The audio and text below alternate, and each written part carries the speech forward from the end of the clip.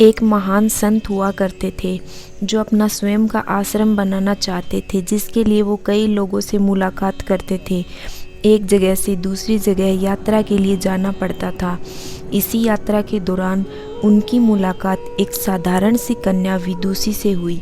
विदुषी ने उनका स्वागत किया और संत से कुछ समय कुटिया में रुककर आराम करने की याचना की। संत उसके मीठे व्यवहार से प्रसन्न हुए और उन्होंने उसका आग्रह स्वीकार किया। विदुषी ने संत को अपने हाथों का स्वादिष्ट भोजन कराया और उनके विश्राम के लिए खटिया पर एक दरी बिछा दी और खुद फर्श पर टाट बिछाकर सो गई। विदुषी को सोते ही नींद आ गई।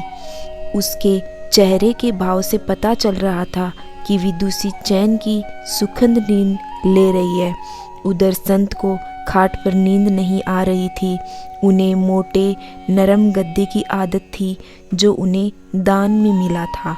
वो रात भर विदुषी का सोच रहे थे कि वो कैसे एक कठोर जमीन पर इतनी चैन से सो सकती है।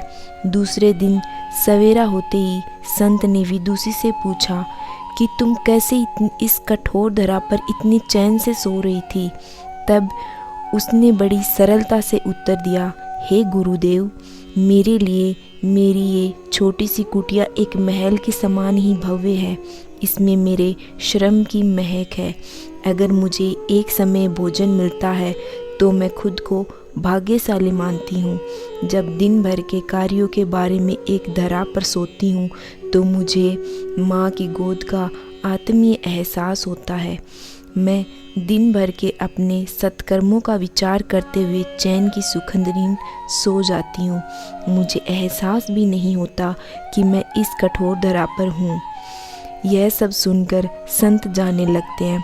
तब विदुषी ने पूछा, हे गुरुवर, क्या मैं आपके साथ आश्रम के लिए धन एकत्र करने चल सकती हूँ? तब संत ने विनम्रता से उत्तर दिया, बालिका, तुमने जो मुझे आज ज्ञान दिया है उससे मुझे पता चला कि चित्त का सुख कहाँ है। अब मुझे किसी आश्रम की इच्छा नहीं रह गई है।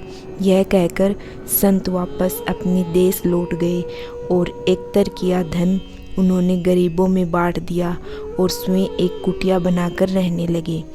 इस कहानी से हमें शिक्षा मिलती है कि आत्म शांति एवं संतोष ही सुखी जीवन का रहस्य है।